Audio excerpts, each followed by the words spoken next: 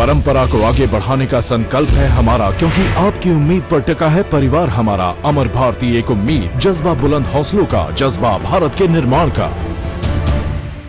पदाधिकारियों को यहाँ बुला रहा हूँ कि वे आए और पूज्य विद्यालयों को शास्त्र भेंट करें। इसके साथ ही जैन समाज सूर्यनगर के सभी पुरुष वर्ग, महिला वर्ग और बच्चे सभी आकर शास्त्र भेंट करेंगे। पुरुष वर्ग से अनुरोध है कि वे मुनि श्री वीर सागर जी को शास्त्र भेंट करें और मुख्य जो पदाधिकारियों में जो मुख्य लोग हैं वही यहाँ पर आकर शास्त्र भेंट करें। सबको अपना आसरा मुनि श्री विशाल सागर जी को शास्त्र दान करेंगे और जो बच्चे हैं वो मुनि श्री धवल सागर जी को शास्त्र दान करेंगे। सबको अपना आसरा दो, रसमयी रस ना पिला दो, पानी बहाती पानी बहाती पानी बहाती पानी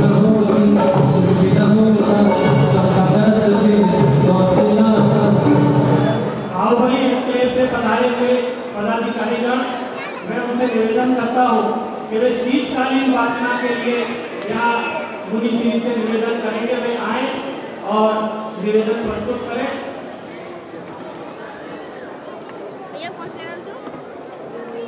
महिलाएं, समाज की महिलाएं आए और मुनि श्री विशाल सागर जी को शास्त्र समर्पित करेंगे और बच्चे भी इसी क्रम में जल्दी आ जाए और वे मुनि श्री धवल सागर जी को शास्त्र समर्पित करेंगे और आशीर्वाद प्राप्त करेंगे। बड़े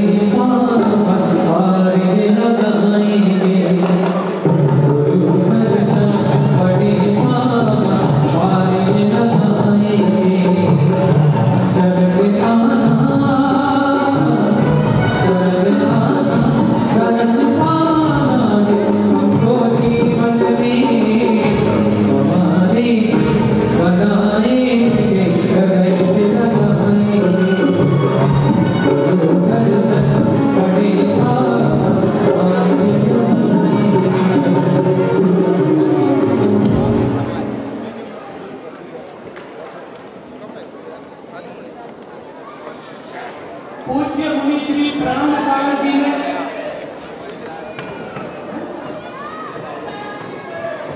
एक ग्रंथ लिखा है, आप सभी ने वो ग्रंथ अवश्य पढ़ा होगा, अनासक्त महायोगी। इस ग्रंथ में परम पूज्य आचार्य श्री विद्यासागर जी महाराज जी के संपूर्ण जीवन को रेखांकित किया गया है। उस अनासक्त महाकवि महायोगी, अनासक्त महायोगी ग्रंथ को जो हमारे प्रज्ञा चक्षु हैं वे भी पढ़ सके, इस निमित्त से मुनि श्री अविचल सागर जी की प्रेरणा से वह ग्रंथ ब्रेल लिपि में भी तैयार किया गया और उस ग्रंथ का यहाँ पर विमोचन होगा। मैं गुरु भक्त मंडल से अनुरोध कर रहा हूँ, बरुआ सागर से पधारे हुए संभव रूपल सर्वज्ञ और निशांत जैन तथा ललितपुर से पधारे हुए दीपक सौरभ जैन कि वे आए और इस ग्रंथ का विमोचन यहाँ संपन्न कराएं। मैं अखिल भारतवर्षीय दिगंबर जैन विद्वत परिषद के अध्यक्ष डॉक्टर जय कुमार जैन जी से निवेदन करूंगा कि वे इस पुस्तक का विमोचन यहाँ पर करें और मुनि श्री को भेंट करें। पुस्तक विमोचन बढ़िया से ले लें, पुस्तक विमोचन के लिए बढ़िया से ले लें।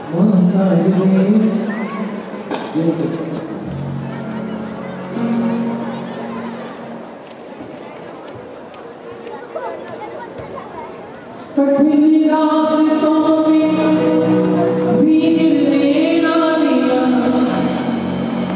कोई काम मेरा बिगड़ देना दिया, मेरा नाम हो गया हो,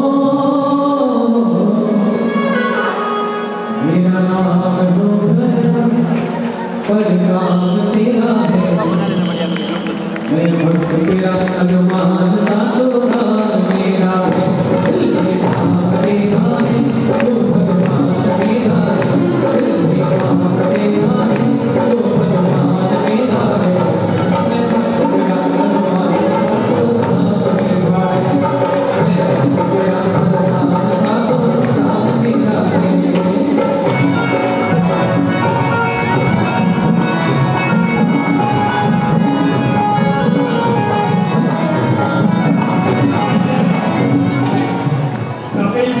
जिन्होंने दीपावली पूजन की पुस्तक लिखी है वे भी यहाँ बैठ करके आशीर्वाद प्राप्त करेंगे, उसका विमोचन करेंगे। मैं आज क्षमावाणी पर्व के इस अवसर पर आप सभी जानते हैं कि जीवन में क्षमा की कितनी उपयोगिता होती है। हम सभी वर्ष भर जो भी दोष करते हैं, जो भी भूल करते हैं या जो भी गलतियां करते हैं, उन सब का प्रायश्चित क्षमावाणी के दिन करते हैं। एक गाथा आती है, सम्मादी सब जीवान सबे जीवा भवन होंगे। उसमें सबसे पहले क्या कहा? सम्मादी सब जीवान, पहले मैं सब जीवों को क्षमा करता हूँ।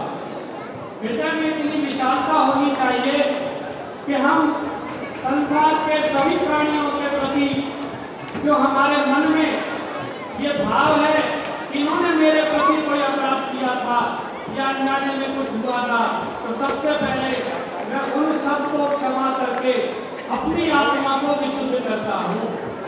और इस सबके जीवा खमन तुम्हें, ये मानव धर्म का बहुत उत्कृष्ट रूप है। कोई व्यक्ति अपने अपराध को स्वीकार कर ले, सबसे बड़ी बात होती है, और जो अपने अपराध को स्वीकार कर लेता है वहीं से धर्म की शुरुआत प्रारंभ हो जाती है। इसलिए मैं इस जगत के सभी जीवों से क्षमा याचना करता हूँ। मिट्टी में सब भूले सु, पूरे जगत में सभी प्राणियों के प्रति मेरी मैत्री है, और वैरम मध्यम रखे रवि, मेरी किसी से भी कभी कोई वैर नहीं है। इतना विशाल और इतना उदार धर्म आपको पूरे विश्व में शायद ही कहीं दिखाई देगा, जो सभी जीवों को क्षमा करता है और सभी जीवों से क्षमा याचना करता है। आज इसी धर्म की उदारता की बदौलत, इसी क्षमा की बदौलत आज ये प्रयास चल रहा है कि जिस प्रकार विश्व अहिंसा दिवस 2 अक्टूबर को मनाया जाता है, उसी प्रकार विश्व क्षमावाणी दिवस भी मनाया जाना चाहिए। आज बड़े बड़े लोगों ने इस बात को स्वीकार किया है बंधुओं, उन्होंने कहा है कि जैन धर्म जैसी क्षमा हमने कहीं नहीं देखी, जहां सिर्फ एक दिन क्षमा नहीं मांगी जाती है, रोज क्षमा मांगी जाती है, सुबह शाम क्षमा मांगी जाती है, ताकि मेरे हृदय में कोई कालुष्य, कोई गंदगी, कोई दोष शेष न रह जाए। और पूज्य मुनिराजों का जीवन इसका जीवन उदाहरण है कि वे प्रतिदिन प्रतिक्रमण किया करते हैं, प्रतिक्रमण पाठ किया करते हैं, मिच्छामि दुक्कडम कहते हैं। आपको लगता होगा मुनिराज क्या इतने अपराध करते हैं? उनके जीवन में जितनी क्षमा और जितना क्रोध का अभाव है, उतना तो हमारे जीवन में भी नहीं है, लेकिन हम रोज क्षमा याचना नहीं करते हैं। हमें रात दिन क्षमा याचना की आवश्यकता है, क्योंकि हम रात दिन अपराध करते हैं, रात दिन दोष करते रात दिन पाप करते हैं। इसी क्षमावाणी को लेकर के देखिए आज अहिंसा दिवस भी यहाँ मनाया जा रहा है। किसी ने बहुत अच्छा कहा है कि दुख दर्द मिटाने के लिए वीर चाहिए, दुख दर्द मिटाने के लिए वीर चाहिए, अग्नि बुझाने के लिए नीर चाहिए और एटम बमों की जोर से हिंसा नहीं मिटती, हिंसा मिटाने के लिए महावीर चाहिए, महावीर चाहिए। आज इसी अहिंसा की पराकाष्ठा का रूप अहिंसा धर्म, हिंसा क्षमा, क्षमा के रूप में हमारे सामने प्रकट हुआ है। मैं इस क्षमावाणी के अवसर पर हम सभी के विशेष निवेदन पर यहाँ हमारे बीच में अखिल भारतवर्षीय दिगंबर जैन विद्वत परिषद के अध्यक्ष आप सभी के चिर परिचित डॉक्टर जय कुमार जैन जी मुजफ्फरनगर से पधारे हैं। मैं उनसे अनुरोध करूंगा कि आप हमें उद्बोधन देकर कृतार्थ करें। डॉक्टर जय कुमार जैन जी।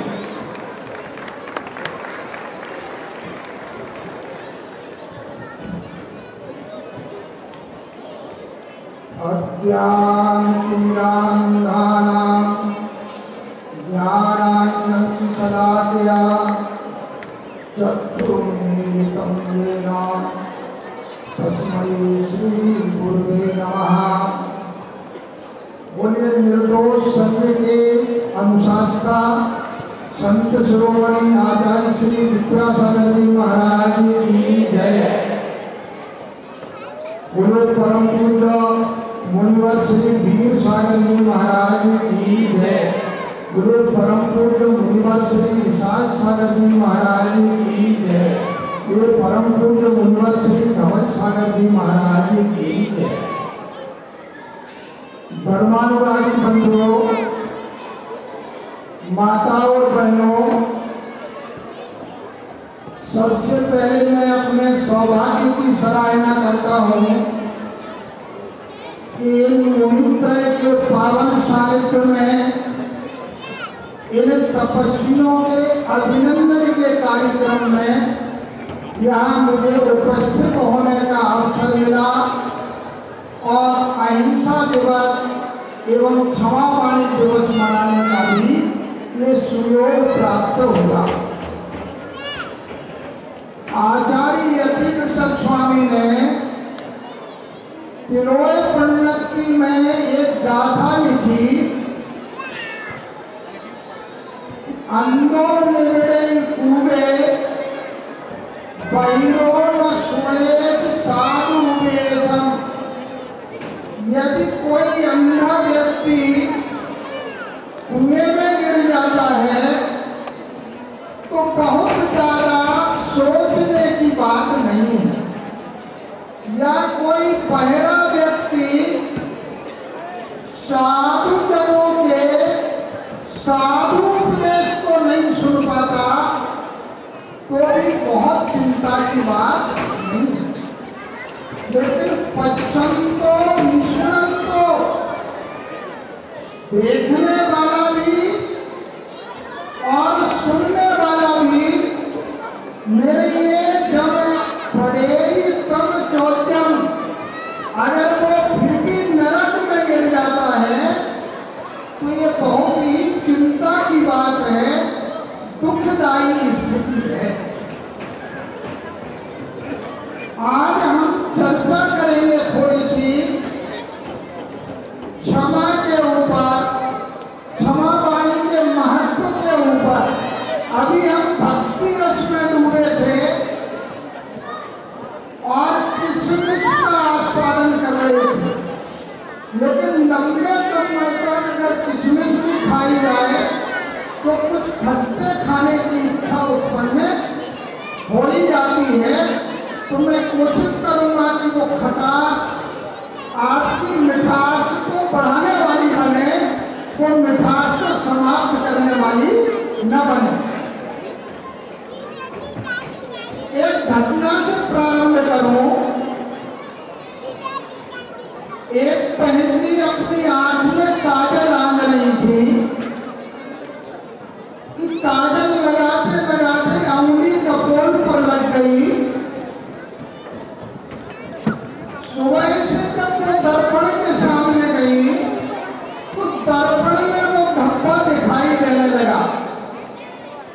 बहुत से लोग यहाँ जरूर होंगे जो देव दर्शन करने बाद में जाते हैं। बहुत से क्या, मैं तो समझता हूँ कि सभी, और अपने चौखटे का दर्शन करने दर्पण के सामने पहले जाते हैं। तो जैसे ही दर्पण में देखा कि वो धब्बा दिखाई दिया दर्पण में, उन्होंने अपने पर्स से रुमाल निकाला, क्योंकि अब साड़ियाँ तो कम रही, पहले पन्नू से पहुँच लेती थी। उस दर्पण को पहुँचती गई, दर्पण जितना साफ होता गया, धब्बा उतना ज्यादा बढ़ता गया, कालीमा उतनी ज्यादा साफ दिखाई देती गई। आज तक हम ये कर रहे हैं कि दूसरे के दोष को देख करके उसके दोष को गिनाने की कोशिश कर रहे हैं। आज तक हमने अपनी तरफ दृष्टि डाल करके अपने दोष को देखने की कोशिश नहीं की। अगर वही रुमाल जो दर्पण को साफ कर रहा था, अगर अपने मुंह को साफ करने में लग जाए तो वो समय दूर नहीं कि दर्पण में धब्बा दिखाई देना बंद हो जाए। ये क्षमा जो शब्द है, ये लोक में भी पृथ्वी का पर्यायवाची है, भूमि का पर्यायवाची है। जैसे भूमि में सहनशीलता, अच्छा और बुरा सब सहन करने की सामर्थ्य, वैसी सामर्थ्य की ओर ध्यान दिलाती है ये क्षमा।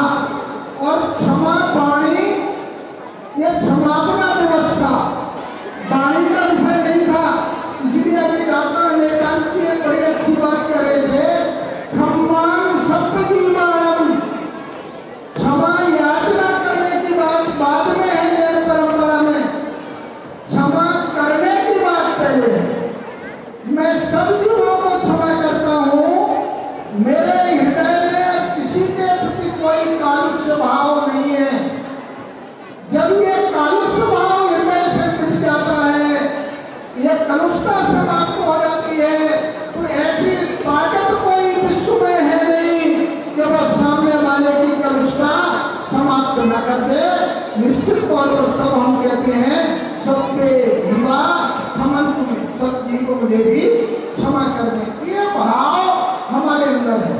हमने लिया क्या है, इस क्षमा वाणी पर दूसरे से क्षमा मांगकर धर्म का लाइसेंस प्राप्त कर लिया, क्षमा का लाइसेंस ले लिया।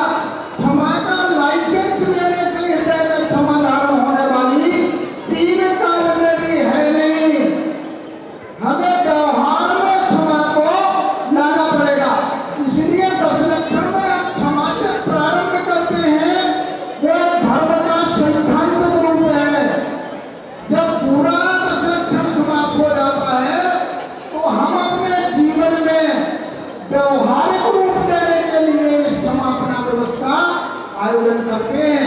ये व्यवहारिक रूप है। कैसे हमने लाइसेंस प्राप्त कर लिया, एक छोटी सी घटना में यहाँ प्रस्तुत करूं। एक व्यक्ति वन विहार के लिए निकला, घूम रहा था वन में, खुली जीप से नीचे उतरा, सामने से एक सिंह आ गया। अब उसके पास अस्तित्व था गाड़ी में और लाइसेंस था पॉकेट में। लाइसेंस निकाला पॉकेट से और निकाल के कहने लगे, देख मेरे पास पिस्टल का लाइसेंस है, लाइसेंस मेरे पास मत आना। तो लाइसेंस से वो शेर रुकने वाला नहीं है। शेर तो उस शस्त्र से ही रुकता जो उसके पास था। हमने इस क्षमा के लाइसेंस को प्राप्त कर लिया, लेकिन क्षमा को हमने अपने हृदय में धारण किया ही नहीं। अगर किया होता तो आज क्षमा करने की और क्षमा मांगने की, जब से हम लगातार मांगते आ रहे हैं, ये जरूरत पड़ती नहीं। लेकिन फिर भी जब पानी में बार बार आता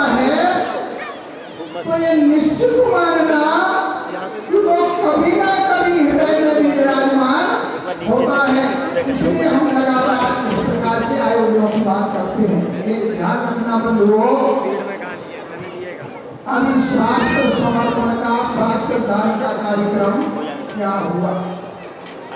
शस्त्र से शत्रु को जीत सकते हैं, शत्रु को पराजित कर सकते हैं, लेकिन अगर शत्रुता को पराजित करना है, दुश्मनी को पराजित करना है, तो शस्त्र से कभी भी दुश्मनी पराजित होती नहीं, उससे नियम से दुश्मनी पड़ती है।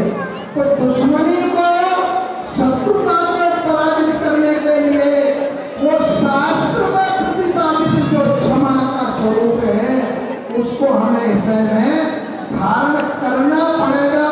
नियम से हमारी लड़ाइयाँ हैं किस बात की, किस बात की लड़ाइयाँ हैं। मैं अभी एक तारीख अपना आपको बताऊं, ट्रेन में चला सुबह 5 बजे, सामने की सीट पर एक व्यक्ति ने अपना थैला रख लिया। मैंने कहा भैया जरा ये थैला हटा ले, बोले एक आदमी आ रहा है। आदमी कोई नहीं आया तो मैंने थैला नीचे रखा और बैठ गया। जब बैठ गया तो उसे बड़ा क्रोध आया मेरे ऊपर, लेकिन क्या कुछ नहीं सकता था। वो खिड़की को बंद कर रहा, बोले मुझे हवा लगती है, खिड़की बंद करो। और मैं खिड़की को खोल रहा, मैंने कहा मुझे गर्मी लग रही है, खिड़की को खोलो। इतने में एक समझदार सा व्यक्ति आया, बोले क्यों लग रहे हो भाई दोनों। मैंने कहा बताओ मुझे गर्मी लग रही है, खिड़की नहीं खोलने दे रहा। वो बोला देखो मुझे ठंड लग रही है और ये सामने वाला मुझे खिड़की बंद नहीं करने दे रहा। वो बोला देखो भैया, इस खिड़की में चौकटा ही चौकटा है, इसमें शीशा तो है ही नहीं, तो हवा लगना नहीं, हवा बंद नहीं होना, फिर भी हम लड़े जा रहे हैं। किसकी क्षमा, कैसे क्षमा, ये हमें विचार करना पड़ेगा। ऐसी अनावश्यक बातों में हम अपना समय नष्ट न करें।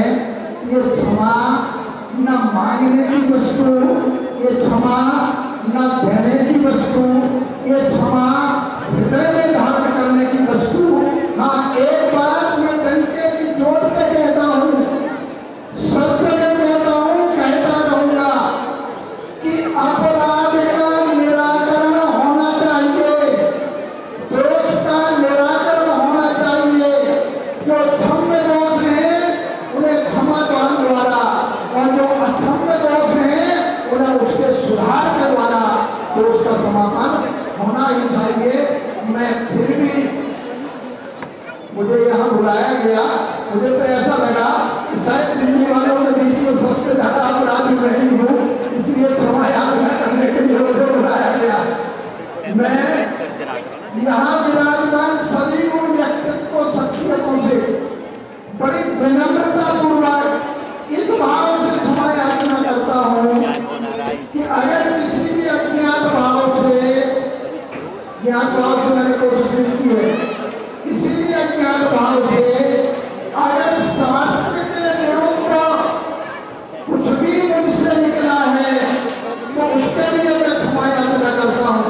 लेकिन शास्त्र के अनुकूल बात कहने से अगर किसी का मन दुखा है तो वो अपने मन में स्वयं जो है समाधान कर ले, ऐसी उनसे मैं प्रार्थना करता हूँ। मैं परम पूज्य मुनित्रय के श्री चरणों में विनम्रता पूर्वक क्षमा याचना करता हुआ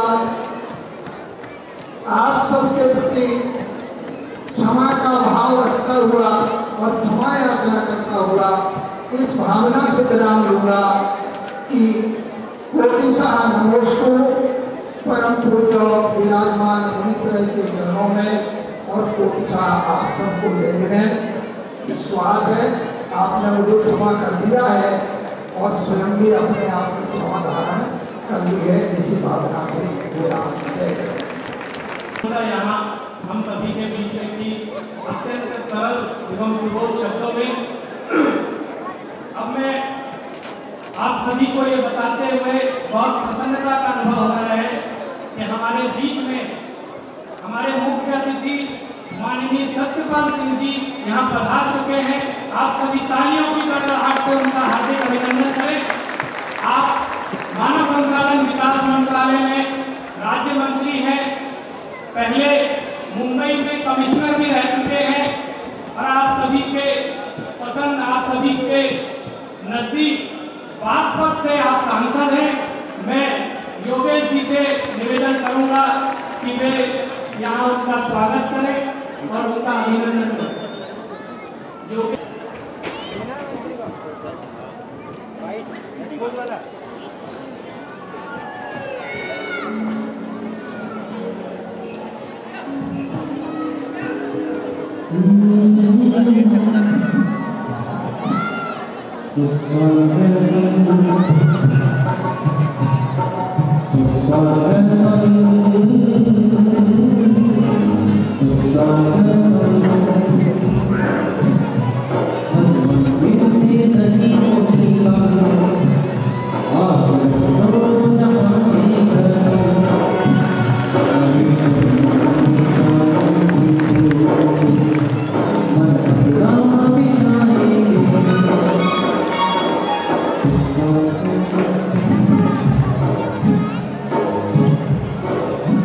बैठा हुआ है सभी शांति का वातावरण बनाएंगे और जिस प्रसंग को आप सुनने के लिए सभी उपस्थित हुए हैं वह प्रसंग अब आपके सामने हैं।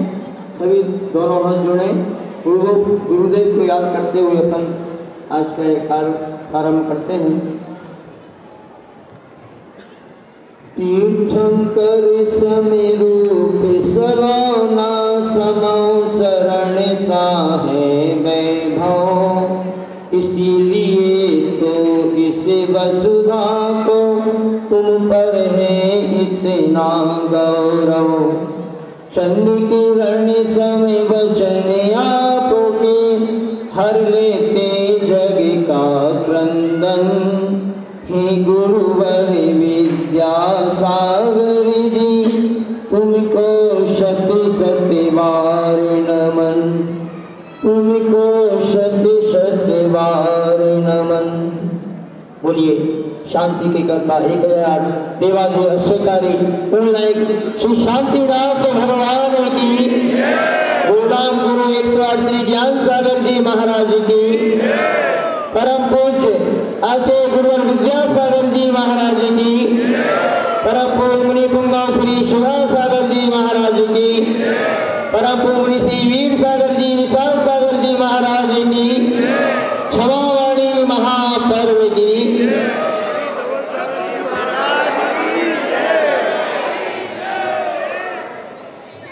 पानी भरते देव हैं, पानी भरते देव हैं वैभव जिनका दास।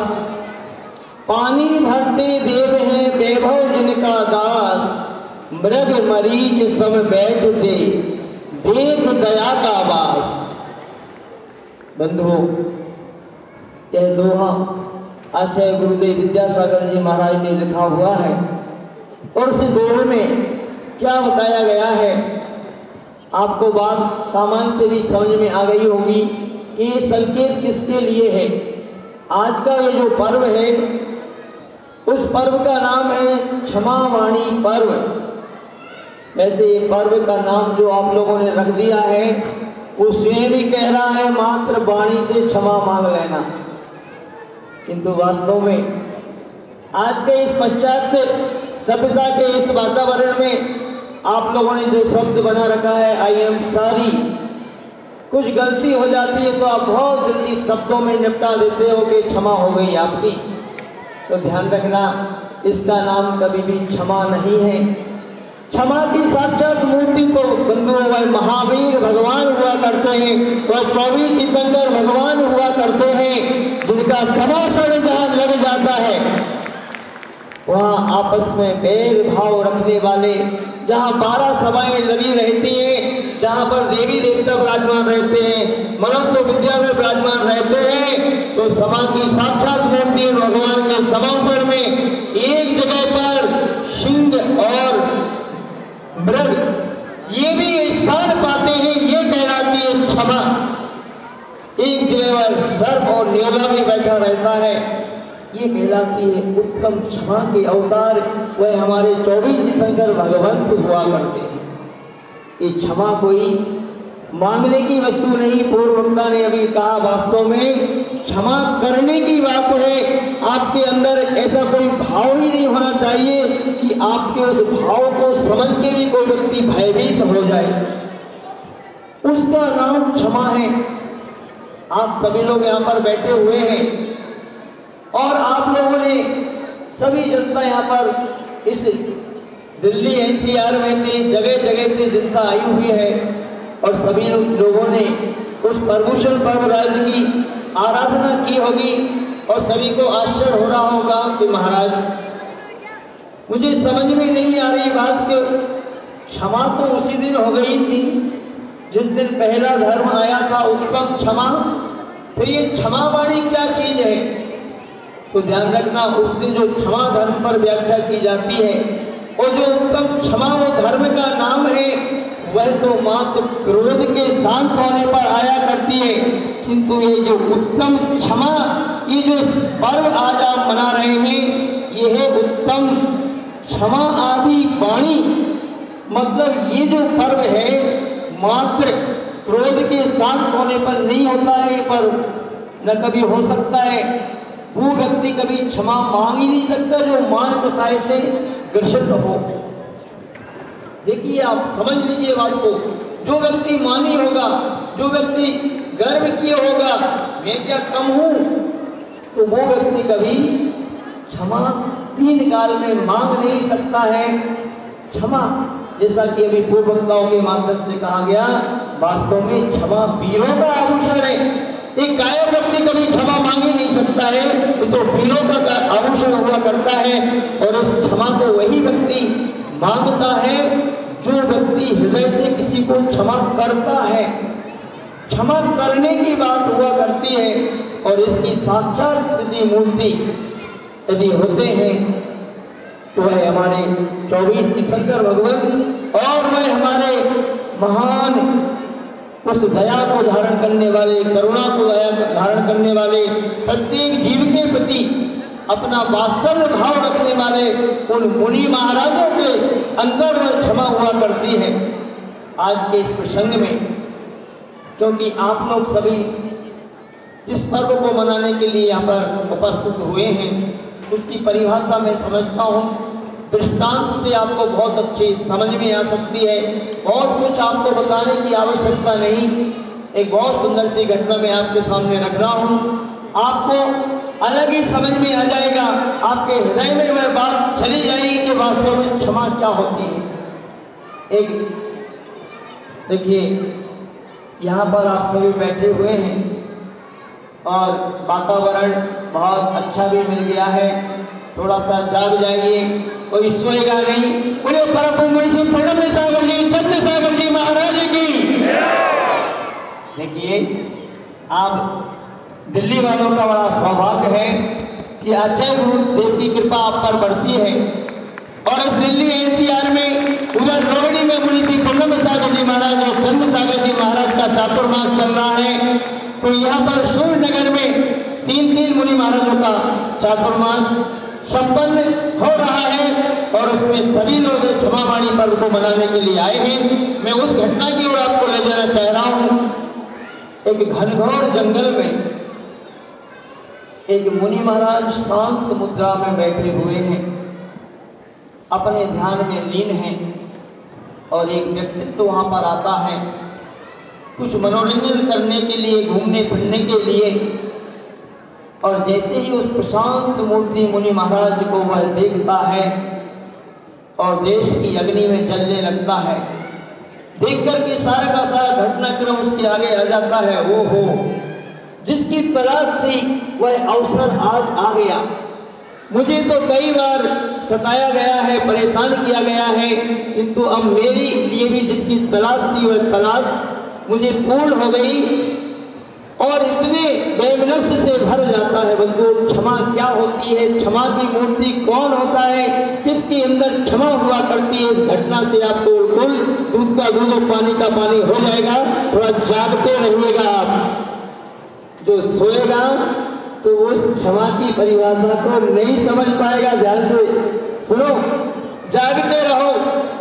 ठंडा वातावरण यहाँ आपको शायद लग रहा है और आप लोग और भटकते रहोगे जब तक ये व्यक्ति प्रत्येक जीव से क्षमा नहीं मांगेगा, क्षमा नहीं करेगा प्रत्येक जीव को, तो इस संसारकालीन परंपरा आपकी कभी नष्ट नहीं हो सकती। ध्यान रखना।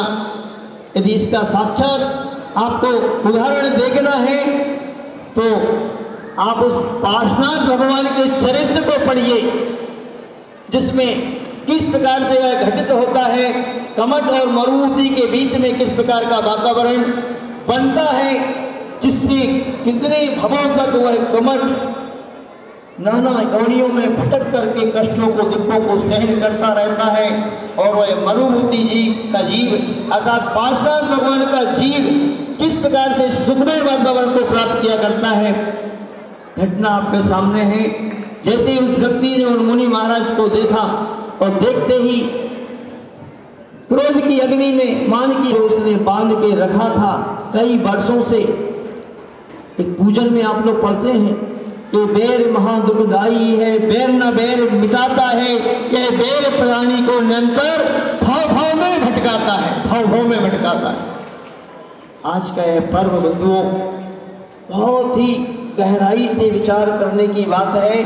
माँ की सारी जनता यहाँ पर बैठ गई है, आकर के बैठ गई है, उपस्थित हो गई है, और थोड़ा बहुत फॉर्मेलिटी निभाने के बाद आप लोग अभी भोजनशाला में पहुँचोगे और भोजन करोगे और यहाँ से छुट्टी आपकी हो जाएगी और क्षमामाणी पर्व आपका मनाया गया। ध्यान रखना, यदि इस पर्व को आपने अंतरंग से नहीं मनाया तो आप इसी तरह संसार में परिभ्रमण करते रहेंगे और यह बैर वैमनस्य के कारण नाना योनियों में